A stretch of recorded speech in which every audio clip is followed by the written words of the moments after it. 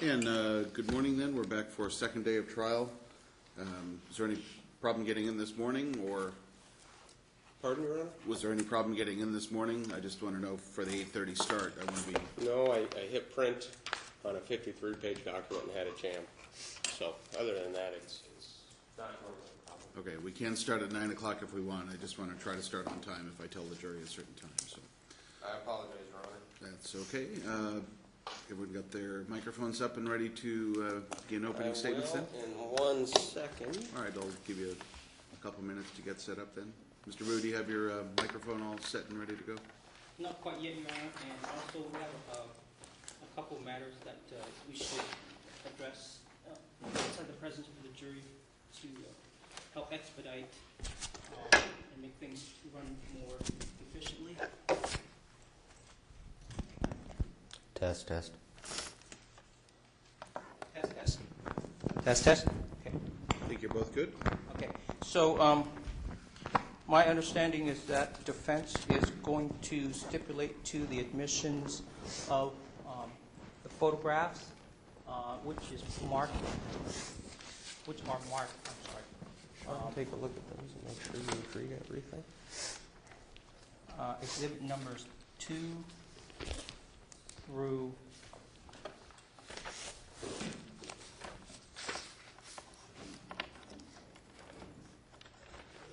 42, 43. Number is 43. Okay. And then also the video of the scene, which is exhibit number 1. And if that is the case, then obviously we can make that.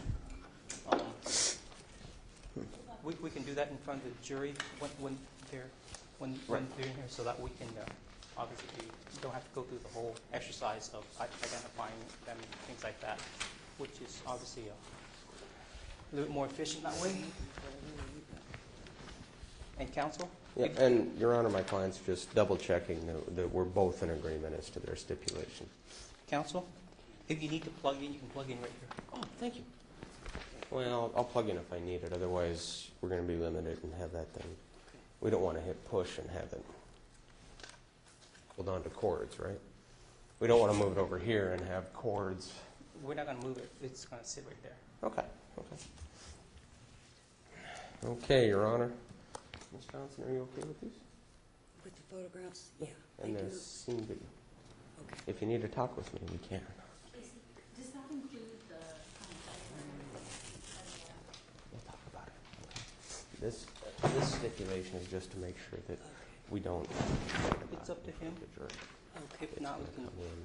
do it. Okay. And Your Honor, the defense will be stipulating To exhibits 1 through 42 or 1 through 43? I'm just double checking the numbers, Your Honor. 2,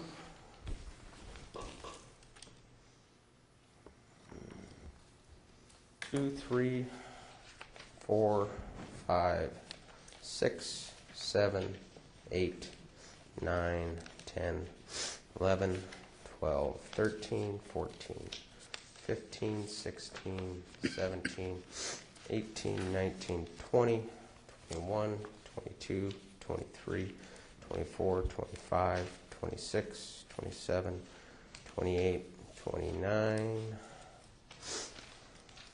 30, 31, 32, 33, 34, 35, 36, 37, 38, 39, 40, 41, 42, 43, and 44. So 2 through 44, the defense will be stipulating their admissibility. 2 through 44 are admitted.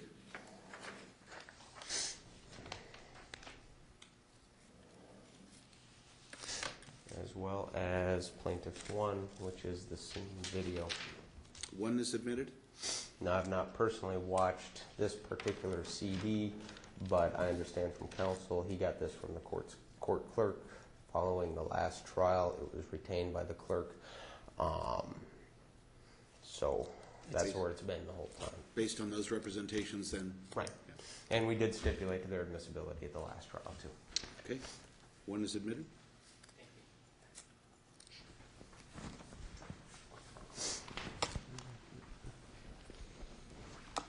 Okay, anything further? Nothing from the defense, Your Honor. That's fine. Okay. It's open for. Anything further, Mr. Vu? One housekeeping matter, and I just want to give the court as well as counsel a notice on is the toxicologist, Asa Lewis, who's going to be testifying in this case. He is not available tomorrow, so we have to get him today. And he will be here this afternoon, so we obviously need to take him out of order in the sequence of witnesses. So I just asked the court to allow the state to do that because, like I said, he's not available. He has other court commitments tomorrow in, I think, in Snohomish County or somewhere up north. And I think he's based out of where, Seattle, as I He is recall? based out of Seattle, yes. Any concern with that, Mr. Broger? No.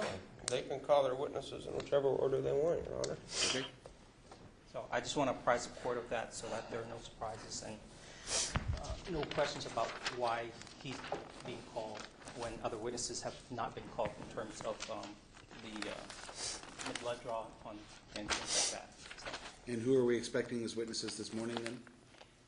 we will be calling Deputy Gosh as well as the three lay witnesses who arrived at the scene. Mark Bullgozer, Karen Nelson, and Charles Barrett. All right, are we ready to bring in our jury, then? We are, Your Honor. The defense is prepared, Your Honor. Okay, Rhonda, let's bring them in, please.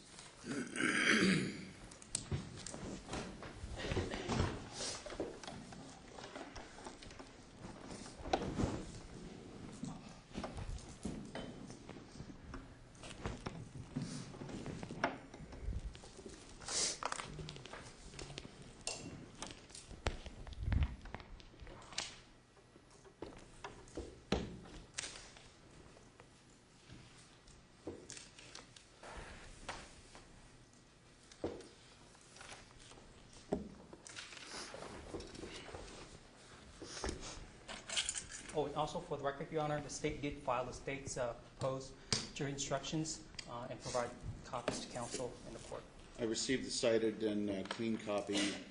I'd ask Mr. Brogers by tomorrow morning, maybe, if you have any I proposed. anticipate submitting the same jury instructions that we did last time, and I'll probably just go off the ones that were submitted in the last trial, pull them off LibertyNet. So I haven't had a chance to look at the states yet, Right, but I then, will. maybe by tomorrow morning, then.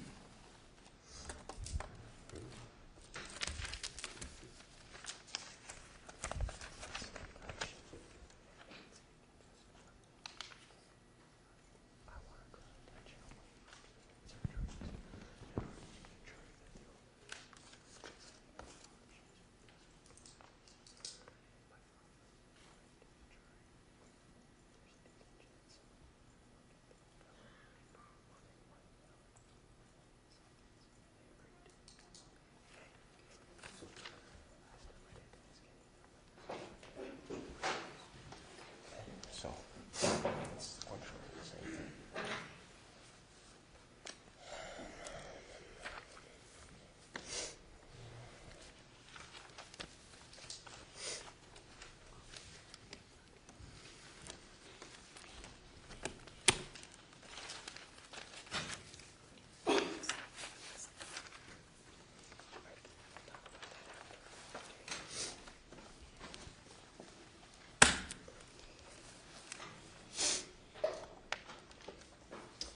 And good morning, ladies and gentlemen. Thank you for being on time.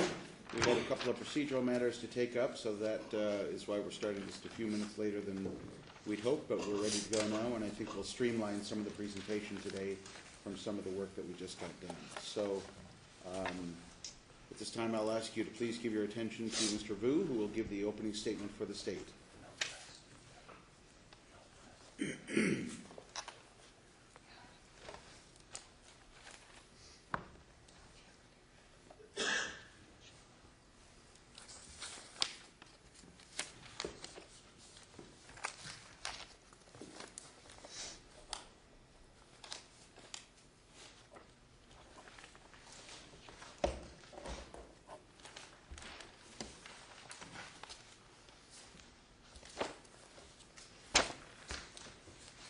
Thank you, Your Honor.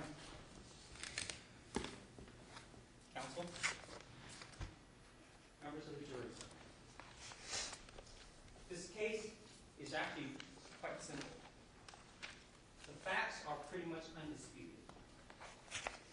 You're here this week, today, to listen to, evaluate, and assess the evidence and testimony in this case in regards to an incident that happened back on June 10, 2013.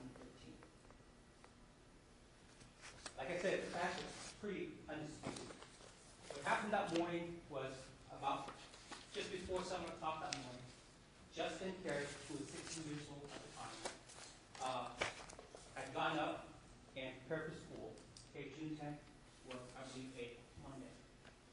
He had gotten up, gotten ready for school, got dressed, got his backpack, and whatnot, and he walked from his house out to the corner of the road where he was going to pick up or wait for the school bus to be picked up to take him to school.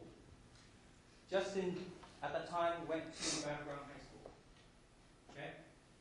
He lived on Northeast 289th Street in Battleground. The corner where he normally goes to pick up the bus stop is Northeast 82nd. Okay, so that's where it's like a T intersection. Justin walks out to that corner, and he had his backpack. He was wearing a pair of shorts, shoes, and he had on a hoodie, and he was listening to music on his phone, and his earbuds on. He's standing at the corner, and the next thing he remembers, waking up in the hospital. That's all pretty much he remembers from that incident. You will learn that what happened to Justin was that just about 7 o'clock that morning, as Justin is standing there at the corner of Northeast 289th and 82nd,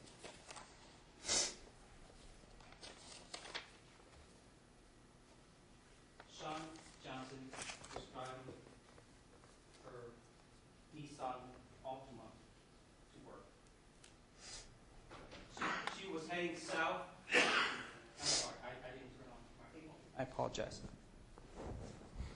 She was heading south on 82nd, Northeast 82nd, and about 120 feet or so prior to the intersection, she went off the road on the right-hand side, traveled approximately 117 feet until it hit the culvert, because there is a ditch, or there is a ditch on the side off the shoulder of Northeast 82nd. She hit the culvert going at anywhere roughly about 45 miles per hour, give or take. And when her car hit the culvert, it sort of launched at an angle upward. Just so happens that Justin Carey was standing right at that corner. He got hit on the side of his leg. The momentum of the vehicle obviously carried forward. Justin's body, wrapped onto the hood, and the car and Justin went over across the road into the opposite side of the ditch. Justin was thrown approximately 80 feet into deep bushes. Shaun Johnson's car ended up in the ditch on the side of the road on the south side of 282nd, on the west side. And she was hurt. She was injured. She ultimately received a broken arm from the collision, from the crash. So as this is happening, there were two people behind Shaun Johnson traveling the same direction. Karen Nelson was the first one that was behind her. She was 100 feet or so, a couple hundred feet behind Shaun Johnson's car. What caught Ms. Nelson's attention was the apparent dust cloud, if you will, when Shaun Johnson went off the road and hit that culvert. Okay, so that's what caught Karen Nelson's attention. So Karen Nelson was the first one to arrive on scene. Behind Karen Nelson was a gentleman named Mark Bullgozer. He also saw the dust cloud, if you will, when Shaun Johnson went off the road and hit that culvert. So after Shaun Johnson's car ended up on the west side of 82nd in the ditch, Karen Nelson did a U-turn, came back, parked her car in a driveway opposite of where Shaun Johnson's vehicle was, got out, ran over to help. So she saw that the car was obviously in a ditch and looked like it was bad. Mr. Burgholzer also stopped and, gosh, it's terrible, to lend assistance.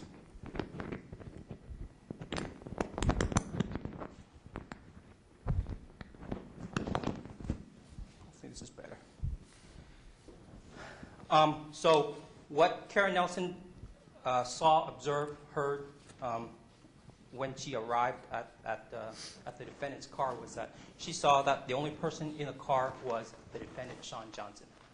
Okay, she was alone by herself in the vehicle, and according to Ms. Nelson, Shaun Johnson, the defendant, was freaking out. Okay, she was concerned about several things. Number one was that she was concerned about her marijuana. Okay, Ms. Nelson said, "Don't worry about it. You know, that's the least of your worries." Shaun Johnson was also complaining of pain in her arm, and in the interaction with Karen Nelson said that Shaun Johnson was acting erratic, and she couldn't focus, and she was, based upon her observations, Shaun Johnson appeared to be under the influence of drugs, and I'll get to that. Like I said, Mr. Mark Bullgozer also stopped by. He also tried to lend assistance. His phone didn't work because of the bad reception, so Ms. Nelson gave Mr. Burgholzer her phone, so he called 911 to report what happened. Eventually, the ambulance and police showed up. So, and it took them about, roughly 20 minutes or so to get out there. During the whole time, Karen Nelson was standing right next to Shaun Johnson on the driver's side, consoling her, talking to her, observing her demeanor, and essentially just assessing her situation. You will learn that Karen Nelson has a history of using drugs. Okay? She'll freely admit to you that she had used methamphetamine, heroin, marijuana, things of that nature in her past. So she knows the effects of those drugs on a person. She's seen other people use those drugs, and she's seen their physical manifestations, their demeanor, how they act, how they talk, how they do things, their mannerisms, and things like that. And Karen Nelson will testify and tell you that the actions and demeanor that she saw in Shaun Johnson that morning was consistent with her experience of seeing those same signs, manifestations in other people who have used methamphetamine. Deputy Tim Gosh was the first law enforcement officer to arrive. When he arrived pretty much at the same time as AMR, or the paramedics. So the ambulance arrived, and they obviously saw the defendant still in her car in the driver's seat. They got her out, stabilized her, put a sling on her arm, and eventually took her to the hospital because of her injury. Deputy Gosh, when he arrived there, he did not know that there was a pedestrian who had been struck and hurt. Okay? So he treated this as a one-car off-the-road crash, and he did his standard administrative things to call for a tow to get the vehicle out, did his report, did his tow sheet and collision report and things like that, so that he can get the vehicle towed out and get it out of the way. Charles Barrett was the tow truck driver who was summoned or called out to tow the defendant's car from the ditch. And after making sure that the road was secure for Mr. Barrett to tow the defendant's car out, Deputy Gosh went to another call. Okay, so he left the scene. Charles Barrett was doing his final walkthrough of the area of the scene to make sure he didn't miss anything. He had already pulled the defendant's car out. It was on his flatbed, ready to go. And during his final walkthrough, as he's stepping onto the pavement of the road to get ready to get into his truck and leave, he hears this voice, "Help me, help me," deep in the bushes. Mr. Barrett then investigated, and he looked into the bushes, and what he discovered was 16-year-old Justin Carey laying by himself in the bushes, seriously injured and barely conscious at that point. Clearly, this was something that involved the defendant's vehicle. There was a collision, there was serious injuries, and Mr. Barrett called 911, and Deputy Gosh was again redispatched to the scene. So after he returned to the scene, he contacted and talked with Mr. Barrett, got information from him, what he saw, what he was doing, things like that. Then Deputy Gosh had Mr. Barrett download the defense vehicle, because it appeared that there will be some follow-up investigation that's going to follow because of the serious injuries to Justin Carey. So Deputy Gosh at that point called what's called the traffic unit. Okay, the Clark Sheriff's Office has a unit that's dedicated to investigating serious and fatal collisions. Detective Young is assigned to that, was and still assigned to that unit. He got the call, and he responded out to the scene to start his investigation. As part of their procedures, Detective Young called for what's called a drug recognition expert, or DRE for short. Now, you learn that a DRE is someone who is obviously a police officer who has received extensive training in order to detect certain clues or signs of impairment by a number of different categories of drugs. Okay? And in this case, Detective Chris Luque was the DRE that was tasked to go to the hospital and contact the involved driver, in this case, the defendant, Shaun Johnson. So Detective Luque got the call, and he responded to the hospital. He got there sometime after 10 o'clock, okay, 10:07, 10, whatever. And he got to the hospital. Obviously, he had been in contact with Detective Young got essentially a summary or synopsis of what happened, who all were involved, what the collision was, and things like that. So he got to the hospital and he contacted the defendant sitting in the hospital bed, and he introduced himself, told her why he was there, advised her of her constitutional rights, what's called Miranda rights, and those are presumably you guys have heard them on TV. You have the right to remain silent. Anything you say will be used against you, etc., etc. Okay.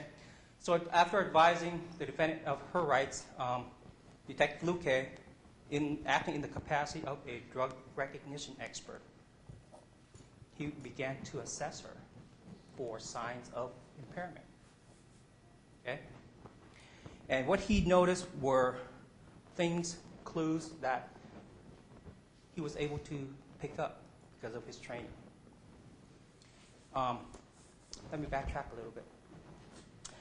So Detective Luque, and he'll tell you his training to become a drug recognition expert and the certification process and all the things that they have to go through in order to receive that certification. Now, not only was he a trained, certified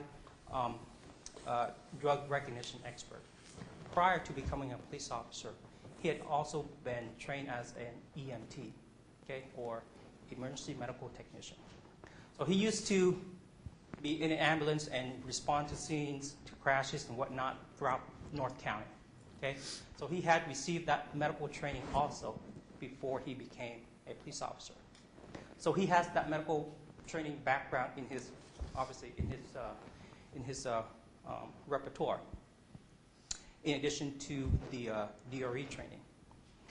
He had administered drugs, I'm sorry, not administered, but prepared drugs for people who have been involved in collisions and things like that, drawn up pain medications, and so he was well aware of all of the clues or signs or even clinical signs a person should be exhibiting for certain types of pain medication, because he's done that.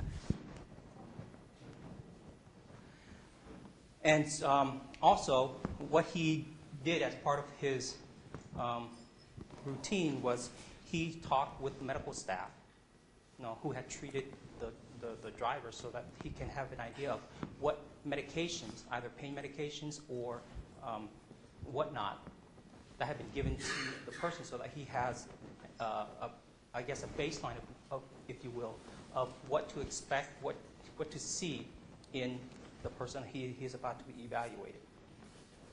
So he talked with medical staff.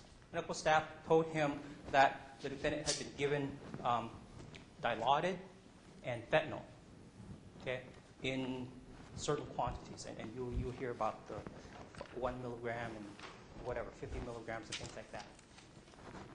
And that she had just been given that pain medication just prior to Detective Luque arriving at the hospital. So with all that information, Detective Luque was expecting to see certain things from the defendant. Okay? Detective Luque knew that a person who had been administered 1 milligram of Dilaudid as well as fentanyl, okay, and he'll explain to you what those medications are.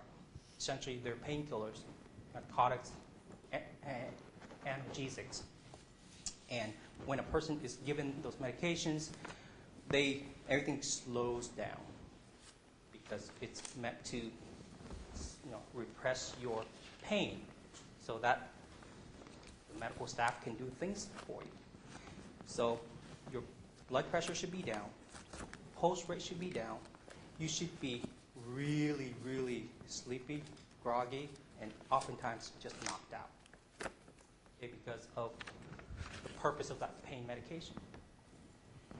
Well, what Detective Luque observed in the defendant was not that.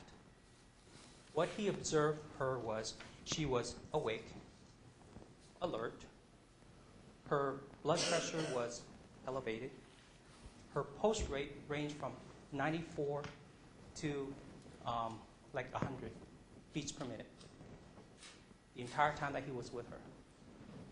Okay? he did see signs of her being sort of delayed in her responses. But what he was seeing in her was contrary to his training and his experience of a person who had been provided this powerful pain medication should be exhibiting, and as well as their clinical signs. So based upon his talking to her, observing her physical manifestations, her demeanor, her delayed response to him, because he was asking her questions and talking to her. I forgot to mention, in his interaction with her, obviously he asked her about her driving, what happened, her drug use, alcohol use, and things like that, because that's what he's there for, to evaluate her for any signs of impairment or potential impairment. What she told him was that she had used meth and marijuana, and that the last time she used was on Saturday, so 2 days before this incident happened. Okay, so that's what she told him. Now, you will learn from both Detective Luke K. as well as Asa Lewis, who's the toxicologist who tested the defendant's blood, and you'll hear about all that, about the half-life of methamphetamine, how long a person should be exhibiting signs after their last use. Okay, you hear about 10 hours, 12 hours, psychoactive, and all that stuff. So what the defendant was telling Deputy Luke K. was not really jiving with what he's seeing. Okay? In addition, the way that she presented herself in terms of her physical demeanor, as well as her clinical signs, was not jiving with the pain medication that had been administered to her by the hospital staff. So with all that, Detective Luke K. suspected that she was under the influence of a substance. Okay, and he'll tell you the steps that he goes through to try and exclude certain drug categories. For example, certain drug categories make you sleepy, or make you hyper, make your eyes dilated, blood pressure, things like that. So he goes through a bunch of things to exclude or try to exclude certain drug categories so that he can try and narrow down certain types of drug categories. In any event, but for purposes of impairment, it didn't matter to him at that point what drug she was suspected to be under the influence of. So Detective Luke K. at that point then prepared what's called a search warrant for asking a judge to allow him to obtain 2 vials of the defendant's blood to be tested for the presence of drugs or whatever impairing substances in her blood. So that was done. The blood draw was done approximately 5-6 hours after the crash. Okay, so the crash happened at 7 o'clock. 5-6 hours later was the blood draw. The defense blood was sent to the toxicology crime lab for testing. As I indicated, Asa Lewis was a toxicologist who tested the defense blood. And Mr. Lewis will describe to you his process, what he does, the instrument, and things like that. And Mr. Lewis did find the presence of methamphetamine in the defendant's blood at a concentration that's higher, much higher than what's called therapeutic level. Now, you learn, and you may be surprised at this, but a person can be prescribed methamphetamine. Okay? Methamphetamine is a substance that doctors can prescribe to people, but in extreme cases. For example, if you're morbidly obese, like 600-700 pounds overweight, or if you suffer from narcolepsy, okay, because you will learn that methamphetamine is a CNS or central nervous system stimulant. It activates your senses. It makes you stay awake. It makes you not go to sleep. And so that's why it's prescribed for extreme circumstances, for serious medical conditions. And it's prescribed in a very low dose. Okay? And you will learn what that dose is. And that therapeutic level, that even if you're prescribed that medication, is the defendant's concentration of methamphetamine in her blood was much, much higher than that. So it's essentially characterized as what's called recreational use, or illicit use, if you will. There's no evidence that the defendant had been prescribed that methamphetamine. Obviously, she's not morbidly obese, as you can see. There's no indication that she suffers from narcolepsy. She didn't tell anybody that she had that condition. And in her interactions with the Detective Bouquet, that never came up.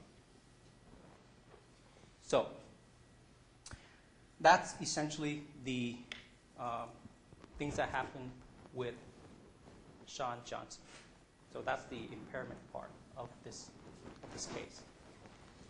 Let's go back to Justin Carey, the victim in this case. Like I said, he was standing at the corner of that road the morning of June 10, 2013, waiting to be picked up by the bus to go to school. Next thing he remembers, he wakes up in the hospital days later. Justin Carey was seriously injured. Both of his legs were broken. Especially his right leg, where the defense vehicle struck it and impacted it. Eventually, what happened, and he underwent numerous surgeries. He was in the hospital from June 10th through July 8th, so almost a full month in the hospital. During that time, he had undergone numerous surgeries. Unfortunately, because of the delay in finding him, locating him after the crash, blood flow to the lower part of his leg was I guess, compromised, and eventually the doctors had to amputate his right leg from the knee down. Justin Carey, like I said, was 16 years old, and he'll tell you about his plans at the time.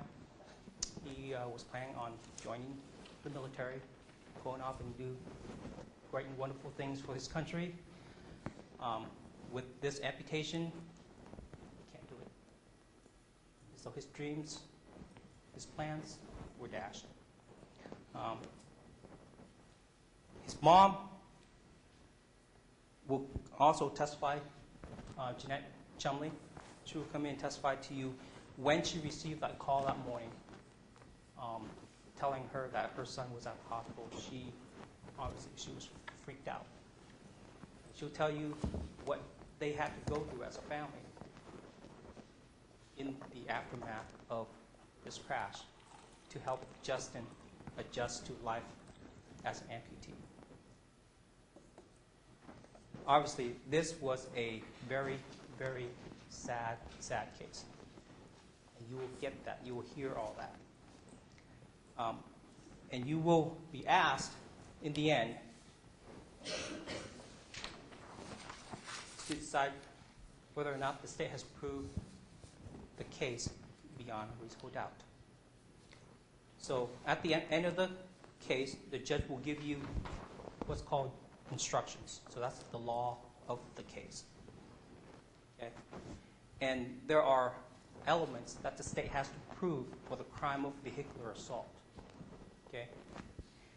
So just so you can put your, put the framework of the testimony to be expected, the state has to prove the following elements, okay, so that you can look out for the information that's going to be derived from the witnesses and testimony and the evidence in this case.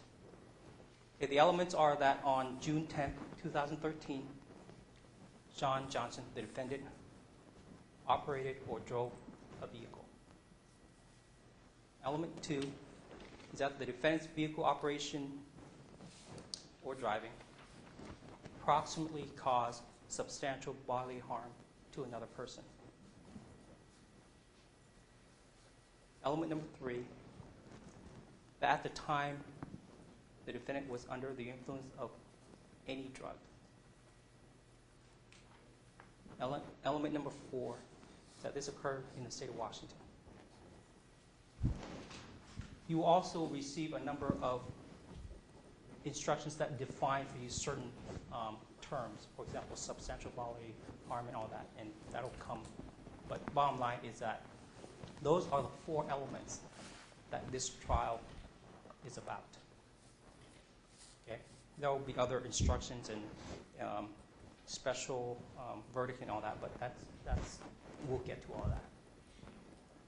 Bottom line, ladies and gentlemen, is that the state will prove to you beyond a reasonable doubt that on June 10, 2013, the defendant, Shaun Johnson, drove a vehicle.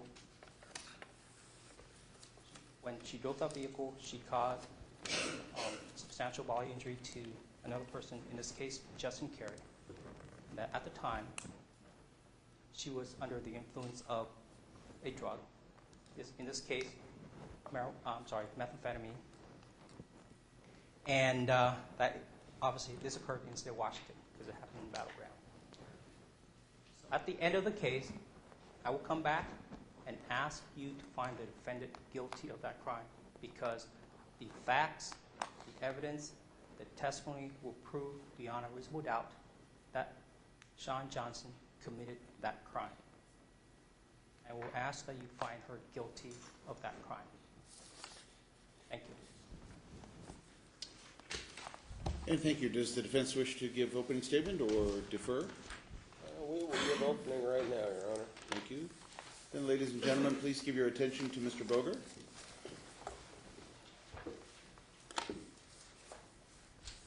Test, test. Rhonda, can you hear me? Okay, you're good. Okay.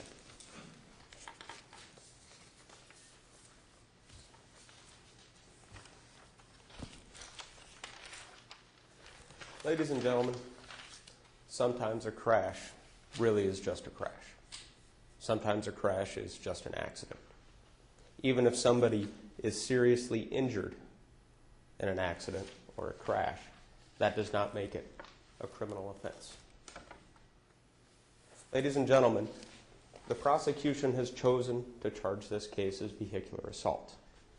That means that they have to prove not just that Shaun Johnson was driving a vehicle. They don't just have to prove that there was a crash where Justin Carey suffered a substantial bodily injury. They have to prove intoxication. They have to prove to you, beyond a reasonable doubt, that she was intoxicated when the crash occurred. Now, folks, I doubt there's going to be a dry eye in this courtroom when Justin Carey testifies. We are not disputing his injuries. We stipulate to them. It is horrific. That young boy lost his leg. He wanted to go in the military. Mr. Vu served, Deputy Young served, I served. We agree. He did nothing wrong. He was waiting to go to school where he was supposed to be. 7 o'clock on a Monday morning. But folks, that's not what the case is about. Deputy Gosh got to the scene shortly after the crash. He's been a deputy for almost 30 years. A law enforcement officer for almost 30 years. He was in Cowlitz County, Kelso Longview, and he's been a Clark County deputy for more than 20 years. This long-time experienced law enforcement officer came out and conducted the initial investigation.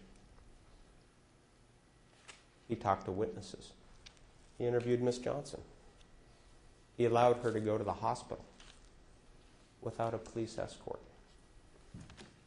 Deputy Luque, the drug recognition expert, they can call him out for DUI investigations. Do you know what, folks? That experienced officer of almost 30 years did not start a criminal investigation. He did not start a DUI investigation. He interviewed Shaun. He interviewed witnesses. He walked the scene. He heard her story. It added up. And he did not. His impressions did not cause him to start a criminal investigation. Ladies and gentlemen, in order for the state to prove its case, they have to prove to you beyond a reasonable doubt that Deputy Gosh's investigation was wrong. Because he did not start a DUI investigation. Your Honor, I would object to that characterization that the state has to prove that Deputy Gosh's investigation Did not start a criminal investigation, Your Honor. The court's a little concerned about the statement about what the state has to prove. I'll remind the jurors that the lawyer's arguments are not evidence, they are arguments. Go ahead, continue. Thank you, Your Honor. He did not start an investigation for intoxication. He responded to the scene of the crash, interviewed the witnesses.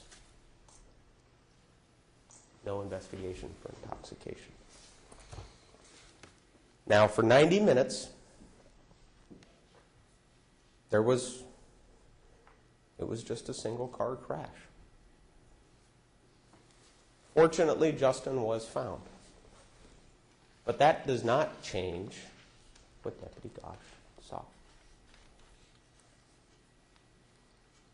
Now, when Justin was found, Deputy Young was called. He works in the crash reconstruction team. This is his expertise. He concluded she was driving about the speed limit on a Monday morning. She was on her way to work. Got sucked into the ditch at 45 miles an hour on a rural country road when she leaned down to pick up a cigarette that had been lit. Foolish. Pull off to the side of the road and get your cigarette. That's what happened. His investigation concluded she was going about the speed limit. His investigation concluded that there's no evidence she knew Justin was there. Shaun Johnson talked to law enforcement. She gave them her story. As part of the protocol for crash investigations, they call out a DRE, drug recognition evaluator or expert, depending upon which school. Deputy Luque is the DRE. Mr. Vu talked about Deputy Luque's training and experience and all the classes he's gone through. You know what, folks? In order for a DRE to draw a conclusion, they have to go through a process. 12 steps. The last step is a blood draw. But before they do the blood draw, if they follow the rules, they got to call which class of substance they believe the person is under the influence of. Okay? That class of substance that they call, they have to be right a certain percentage of the time, or they lose their credentials. Part of the process is conducting a full investigation. Deputy Luque did not check when she was given narcotics and in what form she was given narcotics. He will testify that in his experience as both a DRE and an EMT, hospitals use both pills and injections. Injections, in his experience, react much quicker. Pills take much longer. He didn't check. He didn't check her chart. She spoke with him. He could have gotten a warrant to find out what was in what she'd been prescribed when. Didn't do it. He didn't check her chart to find out what injuries she suffered. She was driving 45 miles an hour and got sucked into the ditch and had a crash and hit a signpost. Car came to rest against a signpost. Signpost is still bent over when the car hits it. So signpost didn't go this way. Didn't check. And ladies and gentlemen, Deputy Luque, not going through the whole process, he didn't put his credentials on the line. He did not make the call that he believed she was under the influence of a specific class of substance. Ladies and gentlemen, there's a lot more to this case. Karen Nelson. Mr. Vu talked a lot about Karen Nelson. So she's going to tell you she was right behind Ms. Johnson, that she had a conversation with Ms. Johnson. She did not speak to law enforcement until June 15th, 5 days later. Because of the very unfortunate set of circumstances surrounding Justin, there was a lot of press. She read about the story in the press. That's when she got in contact with Deputy Young. So this is 5 days after the crash, 4.5 days after Deputy Luque is out there, 4.5 days after Deputy Luque makes a conclusion that she's under the influence of something, but he's not going to put his credentials on the line. She speaks with Deputy Young.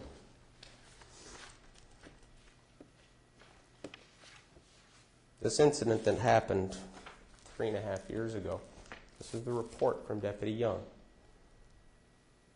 On June 15 in 2013 at approximately 20:35, no mention in his report about her saying that she believed he was under the influence. She kicked herself because maybe if she'd driven a little faster, maybe if she'd walked around, she'd have found Justin.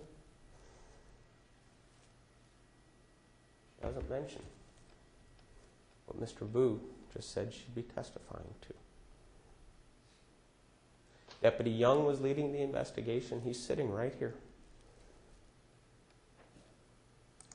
Given that Detective Luque had already been out, they were already investigating intoxication. There's no mention of it in the report. Taken 5 days later.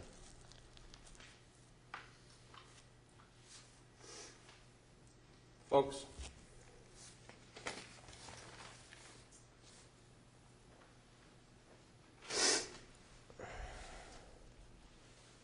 the government is going to present its case and its evidence.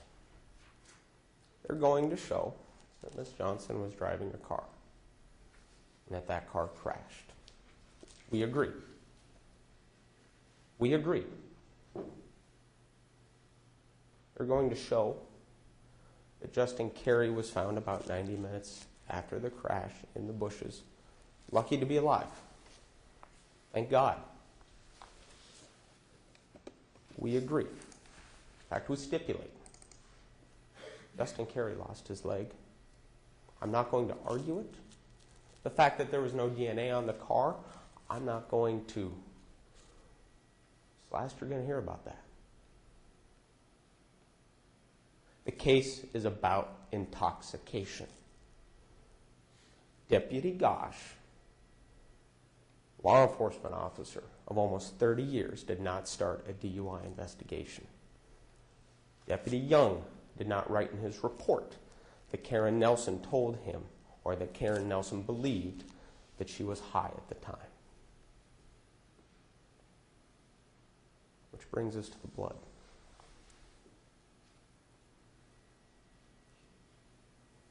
You know what was not found in the blood? Narcotics. The basis of Deputy Luque's conclusion is what Mr. Vu described as contraindications. The indications just didn't add up because he knew she'd been prescribed narcotics. They take her blood, There are no narcotics in the blood. Folks, sometimes a crash really is just a crash. And that's what happened here. The government is not going to prove intoxication. Thank you for your time. Please pay attention to the evidence. And when I come back up here and argue in closing, I'm going to argue that she is not guilty because they did not prove intoxication. Because the evidence just doesn't support it, folks. Deputy Gosh did not start a DUI investigation. Thank you. All right, thank you. State's first witness. Thank you, Your Honor. The state first calls Deputy Timothy Gosh to the stand. All right, then, go ahead and bring him in.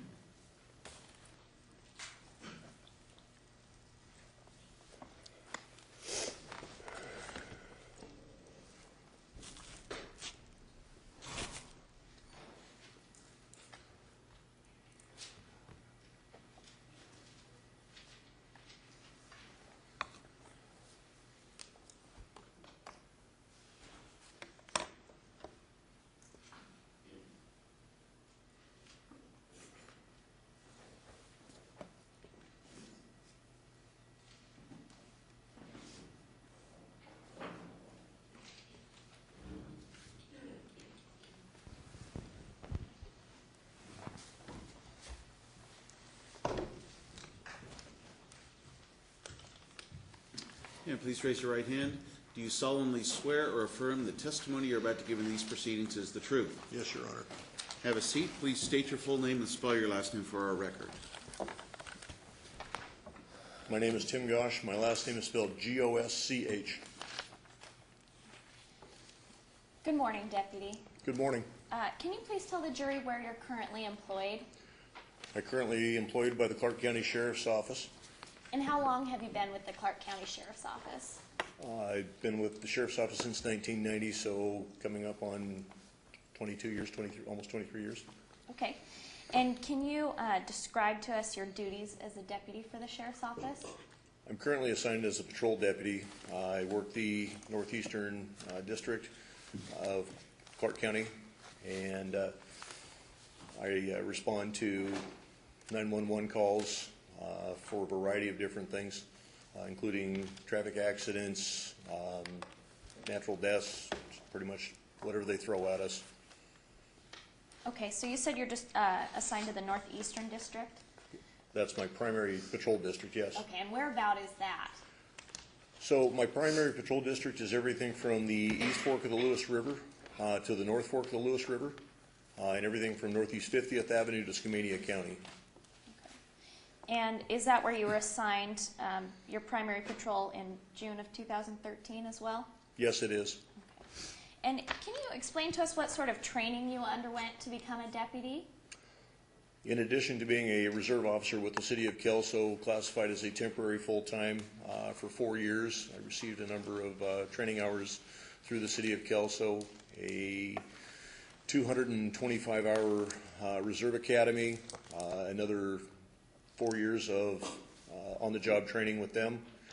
Then I was hired by Clark County, and I went to the Law Enforcement Academy in Burien, spending 3 months up there for training. And since then, I do annual and ongoing training with the Clark County Sheriff's Office. Okay. And do you have any specialized training in the area of drug detection? No, I do not. All right. Are there people who do have that sort of specialized training? Yes, we have what's called DREs, or drug recognition experts, that specialize in drug recognition. Okay. And they go through extra training to become experts? That's correct. All right. What about alcohol? Are you trained to investigate and arrest people for driving under the influence of alcohol? Yes, I am. And have you done that quite a bit in your career? I've arrested a number of DUIs, primarily when I was working swing shift and graveyard shift, but not so much on day shift. Okay. And you say DUIs, you mean for alcohol mostly? Generally, a DUI is for alcohol. However, it can include other things. Okay. So I'd like to talk about the morning of June 10th, 2013. Were you working for the sheriff's office then? Yes, I was. And were you on duty that day? Yes, I was. Do you remember when your shift was? Our patrol shift or day shift begins at 6 o'clock in the morning and ends at 5:45 in the evening. Okay. So you were on duty at approximately 7 a.m. then? Yes, I would have been. All right. And did you respond to a crash on Northeast 82nd and Northeast 289th that morning? Yes, ma'am, I did. And is that area in Clark County, state of Washington? Yes, ma'am. All right. And what time were you dispatched? I would have to refer to my report. I Okay. don't have a copy of it in front of me. I have a copy. Would referring to your report help you remember? Yes, ma'am. Okay. And when did you write this report? I authored that report the same day of the incident. Your Honor, if I may approach. You may.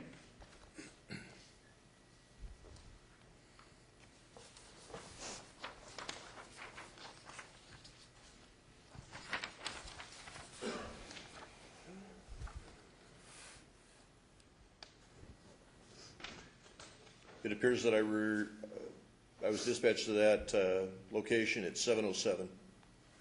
Okay. And what information did you know as you were headed to the scene? For a injury accident. Okay. And do you remember what time you got there? According to my report, I arrived at 7:26. Okay. And were you the first law enforcement officer to arrive? I was. Okay. And can you please describe to us what you saw when you first arrived? When I arrived on scene, I found the vehicle off the roadway on the west side of the road, and the sole occupant and the driver, Ms. Johnson, was being treated by the medics that were already on scene. Okay. And was the driver still inside the vehicle? Yes, she was. Okay. What type of vehicle was it? A Nissan, and I'm sorry, I don't recall. Was it a Maxima? I believe it was a Maxima. Okay. And Deputy, I'd like to talk about your report really quick. What's the purpose of writing police reports? To aid us in recall of the information Okay. a later time, or to inform others of, the occurrence. Do you write one in every case? No. Okay. Do you write one in every case that results ultimately in a criminal investigation? Yes. Okay.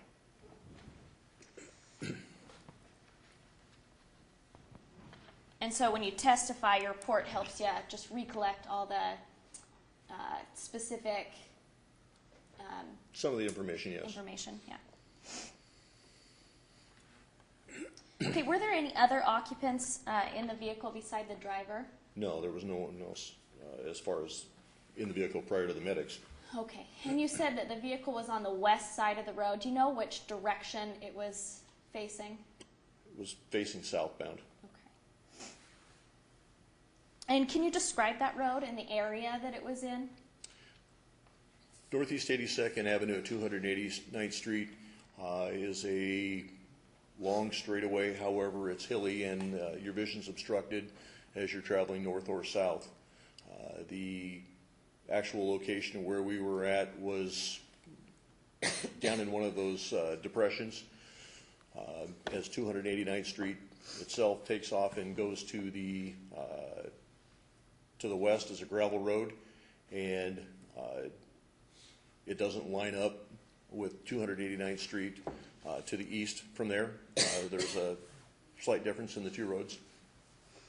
Okay. And how many lanes on 82nd? I'm sorry, it's one lane traveling each direction, one lane north, one lane south. Okay.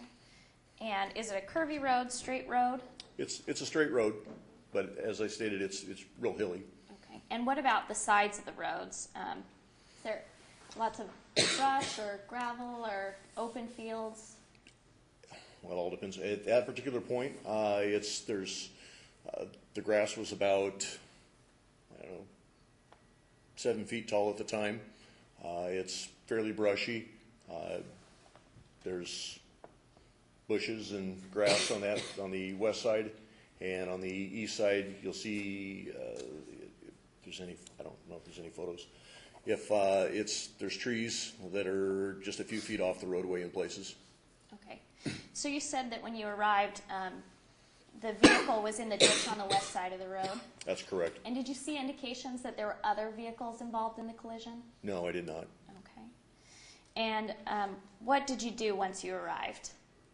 I aided the medics in asking if they needed any assistance in helping with Ms. Johnson, and then I began to gather information to write an accident report. Okay. And did you document the collision? Is that what an accident report is? For an accident report, yes. And were you able to, well, you keep saying Ms. Johnson, were you able to identify the driver? Yes, I was. Okay. And how did you identify the driver? By obtaining a driver's license. Okay. And is the person on that driver's license sitting in the courtroom today? Yes, ma'am. It would be Ms. Johnson, the defendant. Okay. And just for the record, what was the name on the driver's license? Shaun Johnson. And can you please briefly, just for the record, point to where Ms. Johnson is sitting and describe an article of clothing that she's wearing? Ms. Johnson sitting at the defendant's table. She's closest to me, wearing is that a black jacket? Your Honor, if the record could reflect that the witness has identified the defendant. So noted. Okay, what happened next? Ms. Johnson was taken up into the ambulance where she was being treated for an apparent broken arm. And I was still obtaining information for the accident report. Okay, and who removed Ms. Johnson from the vehicle? The medics. The paramedics did. Did you help with that? I believe I did. Okay. And you said she was being treated for a broken arm? I don't know. It appeared that she had a possibly broken arm, yes. Okay. Why did it appear that way to you? The way that she was holding it and the complaint of the pain. Okay. You said earlier that you're trained to detect whether somebody's under the influence of alcohol. Did you think that Ms. Johnson was under the influence of alcohol at that time? No, I had no indication that she under the influence of alcohol at that time. Okay, and did you have any reason to request a drug recognition expert at that point? No, I did not. When would you request a drug recognition expert? If I had felt, though, she was under the influence of drugs at the time, or if there was some sort of indication that it had been a significant injury to another person, the type of investigation would have changed. Okay. And why do you call them out instead of just doing the investigation yourself? I don't have a specialized training in drug recognition. Okay.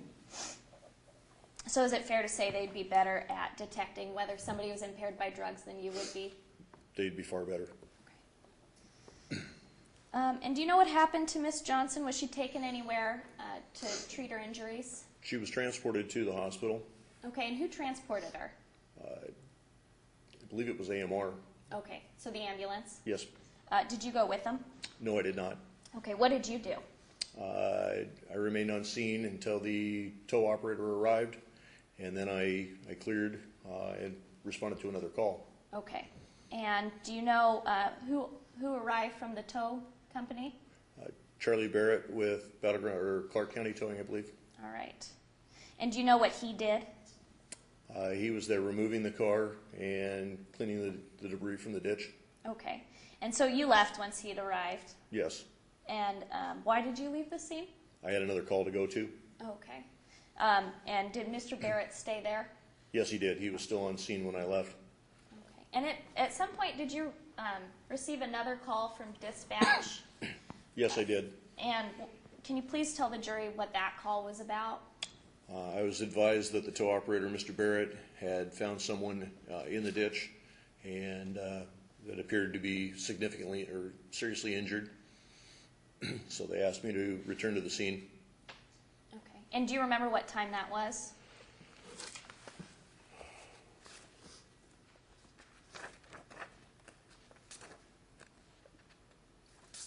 At 8:33.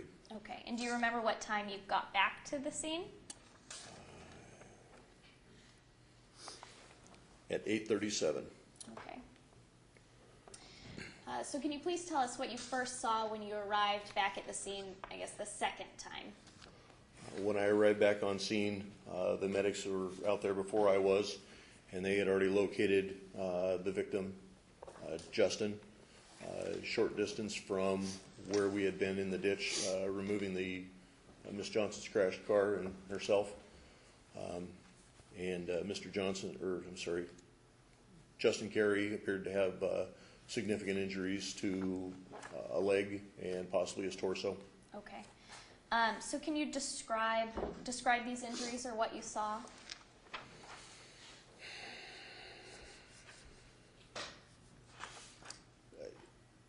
I believe that, and I don't recall which leg, his leg appeared to be broken and swollen, and he had bruising to his torso. Okay. And was he conscious? Semi-conscious, Okay, in and out. I mean, there was occasions when he would talk to us, but his conversation seemed incoherent. Okay. Do you remember what he was saying? He had told me that he had been involved in an accident, and at one time he told me that he was driving a car. However, there wasn't any evidence that he had been in another car. Okay. So what he was saying didn't seem consistent with what you were finding? No, it wasn't consistent. The only thing that was consistent with what we had seen was when he told me that he didn't know what had happened. Okay. And can you describe to the jury where he was found? He was found, I don't know, I would estimate about 25 feet from where Miss Johnson's car had come to rest. However, he was back in further to the west, I guess a little northwest of where the car had come to rest, and back in the grass, where, as I stated, the grass was about 7 feet tall, and he was back in that grassy area. Okay. So he would have been on the other side of the road from Miss Johnson's car? No, he was on the same side of the road. Oh, I'm sorry. I meant Miss Johnson's car would have been in between Justin and the road. Correct. Okay. And you said the medics were already there when you arrived? Yes, they were. Okay. Are they the ones that identified Mr. Carey, or did you? Or do you remember how you identified him? I don't recall how we identified Mr. Carey. Okay. And then what did you do after that? I felt as though the obvious accident scene had changed, and it became imperative to call in our detectives for accident reconstruction. Okay. And why did you call the detectives in? Due to Mr. Carey's injuries. Is that a normal procedure that you would do? Yes, it is. Okay. And what triggers that? An accident involving serious injuries. Okay. Is there a special unit that you call? Yes, there is. And what unit is that? It's our traffic unit. It's all right if I may approach, Your Honor. You may. Deputy, I'm going to show you some photographs of the scene. If you could just take a look at them while I turn this on.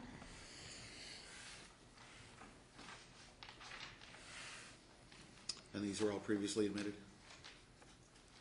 These are the ones Yes. that were all previously Right. admitted? That's Great. my understanding, and I'll show them to defense And, before I Your show Honor, them the to... defense has offered a stipulation. We agree to these pictures are admissible evidence. Great.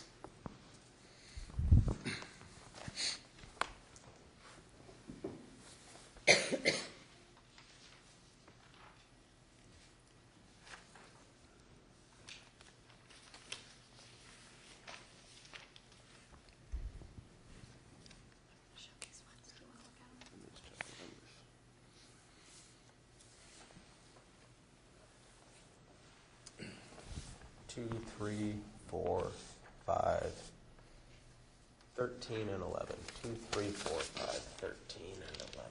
Yes, and for the record, Your Honor, I'm showing the deputy what's been pre-marked as exhibits 2, 3, 4, 5, 11, and 13. So, Sir, while this is turning on, if you could just look at those.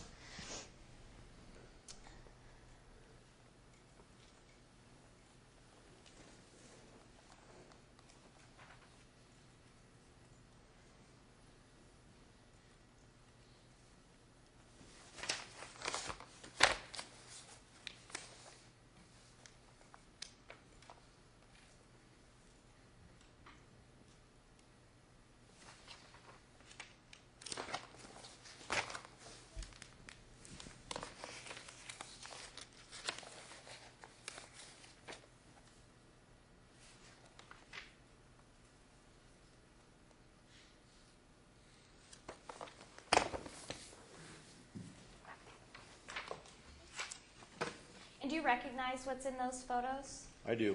Okay. And are they a fair and accurate depiction of what the road looked like on June 10th, 2013? Yes, they are. Okay. So I'm just going to put them up one at a time, and if you can explain to us what they show.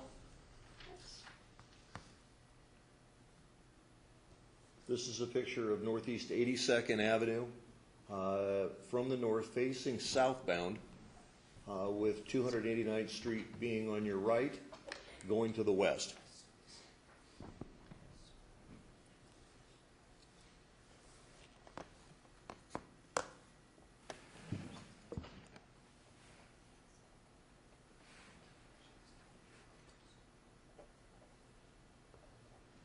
Okay, and I'm sorry, Deputy, did you say which direction we're facing? I believe that that's facing southbound, from the north facing southbound. Okay. And so would this have been the direction that Ms. Johnson's vehicle had traveled? Yes. Okay.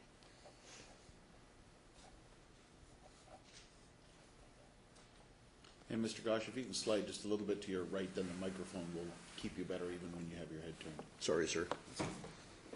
Sir, there's a pointer up there for you if you wanted to use that. And I'll get out of the way so everybody can see. And can you explain to us what this photograph depicts? Again, this is Northeast 82nd Avenue and taken from the north facing southbound. No. Okay, just a little closer angle. Yes, I think it's the same image, it's just a little closer. Okay. And for the record, this is Exhibit 3. Okay, now I'm showing you what's been marked as Exhibit 4. What does that depict? Again, that's Northeast 82nd Avenue from the north facing southbound with 289th Street being this sign here, going to the west. Okay. And on this image, can you show us where Ms. Johnson's car had been? Her car came to rest right in here. Okay. And her car is obviously not there in this picture. That's correct. Okay. But that's where it was? That's correct. Okay. How about exhibit number 5? This image is taken from Northeast 82nd Avenue and now facing southwest, this being 289th Street to the west. Okay, thank you. And can you point on this image where Ms. Johnson's car was? It would have come to rest somewhere in this area here. Okay, and that's down in a ditch? Yes, it is. All That's right. declines from the road. And can you show us, does this image show where Mr. Carey would have been found? Or can you point in the general direction? He would have been back in this area here. Okay, back behind that brush. Yes, in this brush area in here. All right. I'm showing you what's been marked as Exhibit 11. Do you know what that is? It appears to be the grassy ditch and where Miss Johnson's car traveled. Sorry, I'm trying to... This being Northeast 82nd Avenue from the north to southbound. This road being 289th Street. and this being the grass down into the ditch area from 289th Street south. Okay.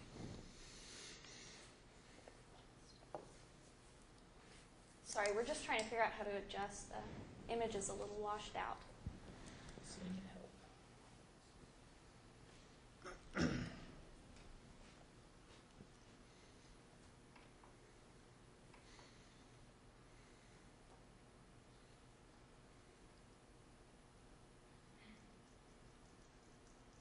Oh, that's There better. you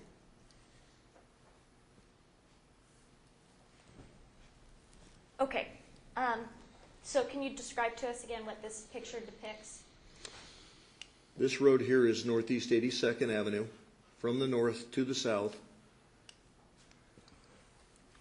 And at the bottom here would have been Northeast 289th Street, and the grassy area of the ditch where Miss Johnson's car traveled down into the ditch area here. Okay. And can you tell where Mr. Carey would have been on this picture? Found somewhere back over in here somewhere. Okay. Does exhibit number 13 help? This would be taken from Northeast 82nd Avenue, facing west, into the grassy area where Miss Johnson's car came to rest, and then back in here where Mr. Carey was found. Okay. And when you were originally at the scene the first time, did you see Mr. Carey? No, Okay, why not? because of the height of the brush, we had no idea that he was back in there at all. Okay. And at some point, Deputy DeGosh, did you leave the scene for a second time? That second time you'd arrived, when did you leave? After talking with the detectives that came out to the scene, I left and went to the hospital to brief one of the Detective Luque. Okay, so you met Detective Luque at the hospital? That's correct. All right, and why was he at the hospital? Because of the nature of the accident at this time, how it had changed, and had now become a different investigation rather than just a one-car accident in the ditch. It now involved a Mr. Carey. Okay, and is Detective Luque a drug recognition expert? I believe that he is. Okay, or was at the time? Yes. And what did you do at the hospital? I briefed Detective Luque, provided him the information that I was aware of from the accident scene. Okay.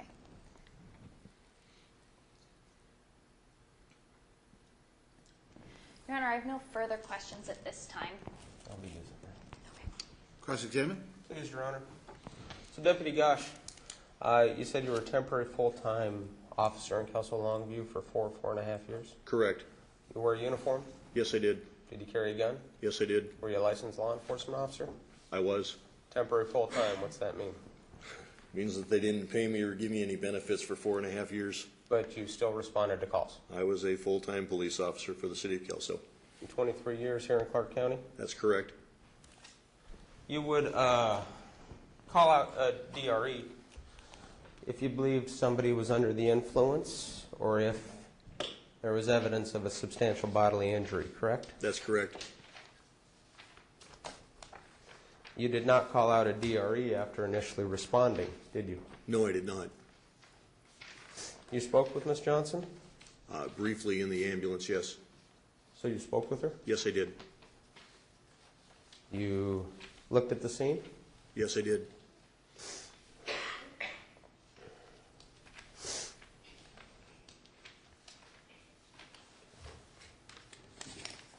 So you looked at the scene, you spoke with Ms. Johnson. You wrote a report in this case, correct? That's correct. You have it in front of you. I do. And you wrote a report, at least partly because you respond to a lot of calls. Yes, I do. All in North County, right? Pretty much. Majority of it, yes.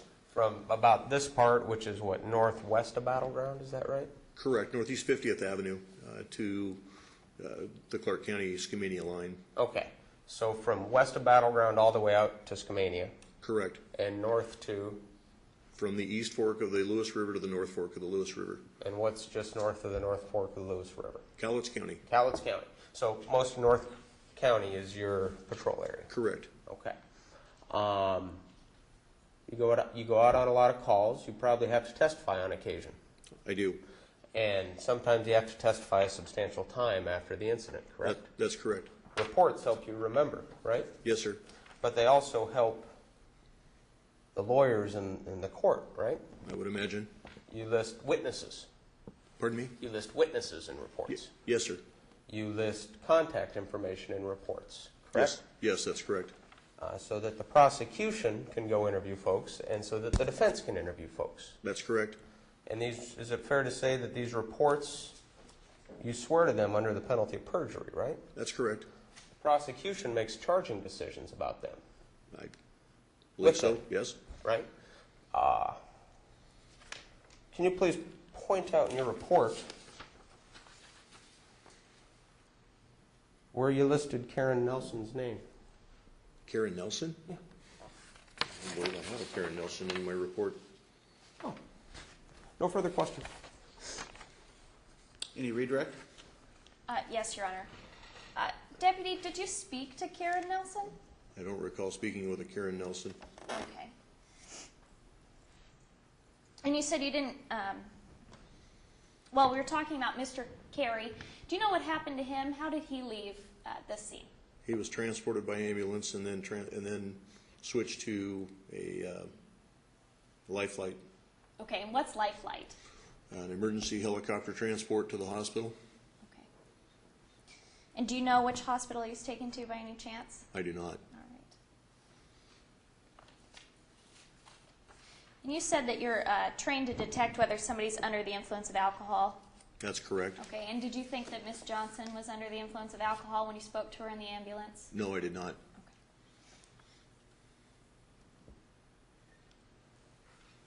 And why not? I didn't smell any odor of alcohol. She wasn't exhibiting what I would say are normal signs of alcohol intoxication. Okay, so you were Yes. looking for signs of alcohol impairment? Yes, I was. All right. No further questions, Your Honor. Recross, Your Honor. You can call out a drug recognition expert, right? Yes, I can. You've been a law enforcement officer for almost 30 years, 27, yes. 27 years, in Cowlitz County and Clark County. Yes. You've come across people on methamphetamines. On occasion, yes. Okay. No further questions. Right. No may the- questions, Your Honor. May the witness be excused? Yes, Your Honor. All right, thank you, sir. State's next witness.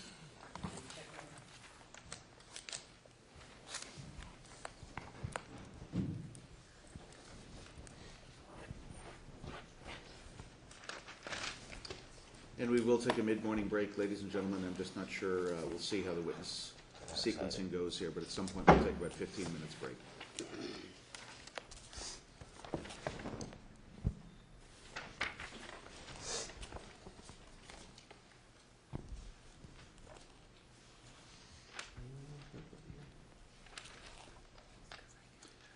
If someone really, really needs a break, you can always just raise your hand and catch my attention, okay?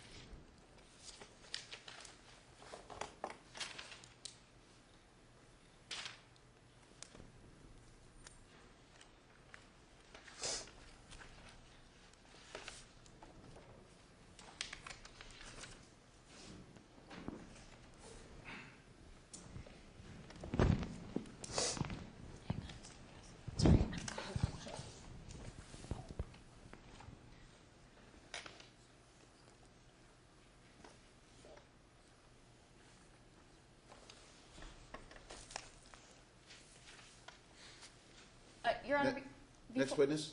Before we call our next witness, I just want to ask the court if Deputy Gosh is released or if he's subject to recall. I think we asked if he could be excused. In Your Honor, I never answered. I'd reserve the right to recall him. I don't Okay. expect to, but I always reserve the right just in case something comes up. All right? Okay. And Your Honor, the state's next witness is Karen Nelson. Okay, Ms. Nelson, will you come back around the back there and up the ramp?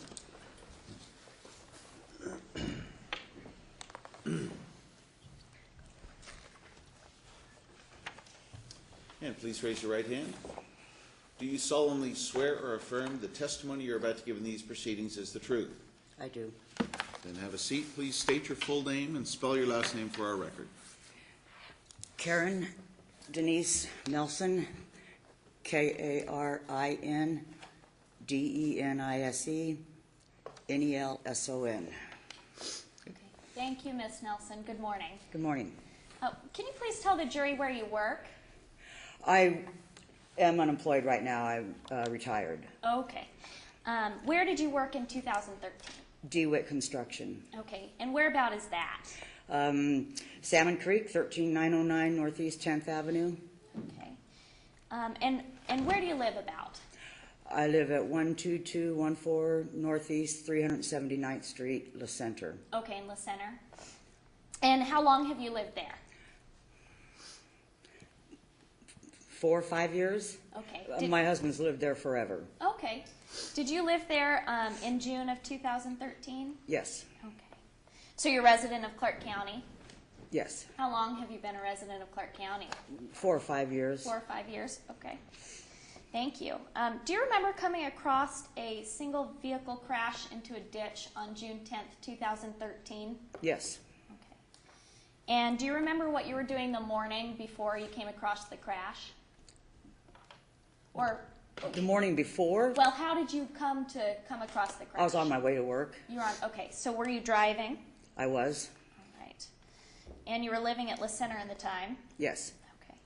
And were you taking your normal route of travel to work that morning? Yes. Can you describe to us what that route was? I leave my house. I take a right on my driveway at the four-way stop there. It's kind of like the view area. I take a left. I follow that road all the way until I get to 259th Street, and I turn to the right and go to 10th. I turn to the left, and then I get on the freeway and go to work. Okay. At some point, does your route take you onto southbound northeast 82nd Avenue? Towards Okay. that, yes. And are you on 82nd Avenue about where it crosses northeast 289th Street? Yes. Okay. Do you know what the speed limit is there? I don't know for sure. I believe it's 50. Okay. And you remember how fast you were driving that day? I was going a little slower than the 50 because I was driving my truck, and I had a load of boxes, empty boxes in my truck. Okay. What kind of truck do you drive? It's a 92 Dodge pickup, Okay. and I don't normally drive it. But you were driving it I was that driving day? it that day. Why were you driving it that day? I had some big boxes that recliner chairs had came in, and a girl at work wanted the boxes. Okay. So this area, northeast 82nd Avenue and northeast 286th Street, is that in Clark County Yes. in the state of Washington? Yes. Okay. And that day, do you remember, were you driving by yourself or was there somebody else with you? By myself. You were by yourself. And it was June 10th. Do you remember, was it daylight? What was the weather like? From what I remember, it was right around 7. I left my house a little early, so it was probably around 10 till 7 o'clock, somewhere in there. And so it was in June, so it was basically light outside. Okay. Was it rainy? No. No. Sunshiny? You know, that's been so long ago, I just remember it being clear. Okay. But do you remember if the road was wet or anything? It wasn't raining? No. Okay.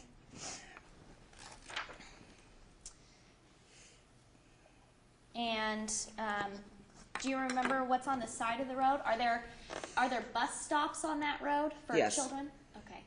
And do you remember if there were kids on the side of the road? Are there normally kids on the side of the road waiting for the bus? In certain places I see kids, yes. Okay. Do you remember if there were kids on the side of the road on June 10th? When, at one area, and I don't know the name of the street exactly, it's, I see kids on the one side because they are always there. And then up in that area, I didn't see any kids until after the accident. Okay. So regarding the accident, can you please tell the jury what you saw? When I got up to the point of the accident, before I got up to that point, I seen dust in the road, and I got up to the accident, and I seen a car down into the ditch, and I went up and turned around and came back. Okay. So let's back up. So you, before you saw the gravel, were you traveling behind a car? I was, Okay. but not immediately behind. Oh, do you have any idea about how far behind? I could see the car up in the distance. You know, I probably would say about maybe a mile, if that. I'm not really sure. Okay. And it's a hilly road, right? It is. Okay. Do you know if there was any vehicles in between you and that car? There was no other vehicles between me and that car. Okay. Do you know if there was any oncoming traffic? Do you remember? That I do not remember. Okay. And so you said you saw dust, gravel? Okay. And You know, I'm saying dust. It looked like dust from the side of the road. It could have been, you know, smoke, but I'm thinking dust. okay. And you think it was that car that was directly in front of you? Okay.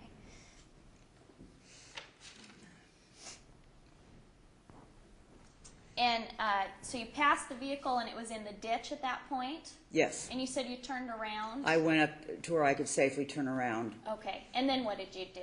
I turned around, came back, and pulled into the road across the street and got out. Okay. Why'd you get out? To go help. To go help. Okay, good. Thank you. Were you the first one to stop and help?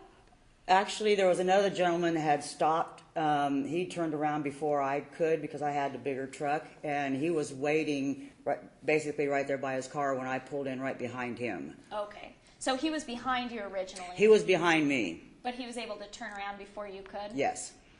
Okay. Do you know who that was? I don't know him. I've never met him before. I've seen him since then only in court. Okay. Did you or did he get down to the car first in the ditch? Who went down to the ditch? I did. You did. Okay.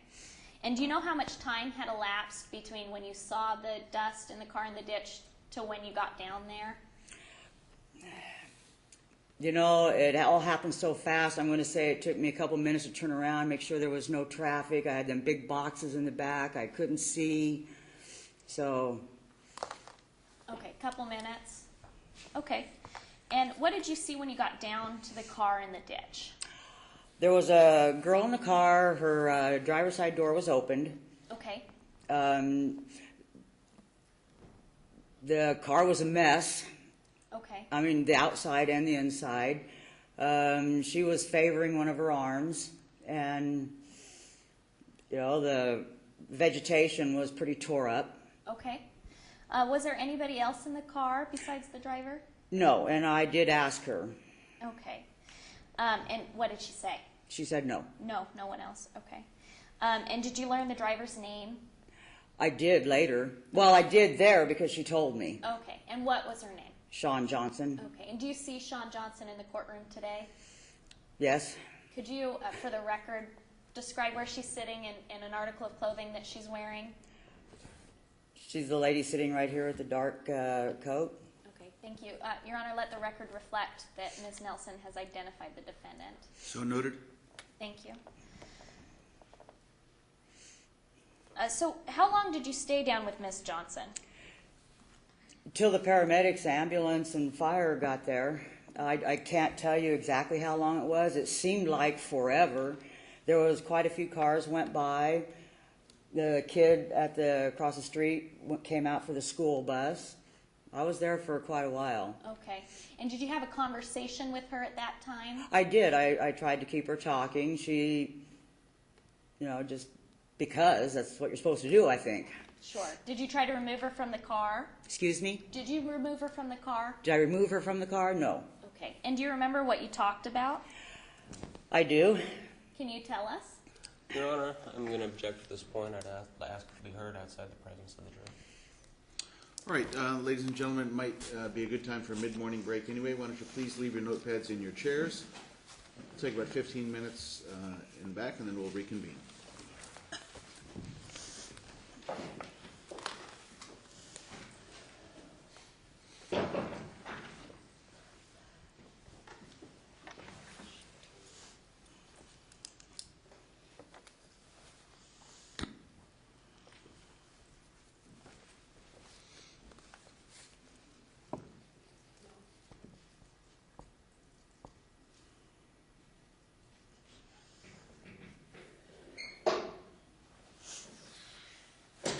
Your Honor, And do you want her here for this discussion, the witness here, or do we need, I'm renewing my objection under ER 701 in the cases that I previously cited in pretrial motions. I would like that objection noted for the record before we proceed further. I understand that the court has already ruled on it, but I want to make sure that the record is clear that I'm continuing to object to lay witness testimony regarding scientific material and auras of scientific credibility. right, and we haven't heard the foundation yet, but assuming that's where the inquiry will be heading next, will be foundation and the discussions had with the defendant? Yes, Your Honor. I was getting there eventually. Okay, well, the objection will be noted, and if it's stipulated, we can have the objection now so that Mr. Bogart doesn't have to make objection during the testimony, if that's your preference. That would be my preference, assuming that the court rules as it previously has.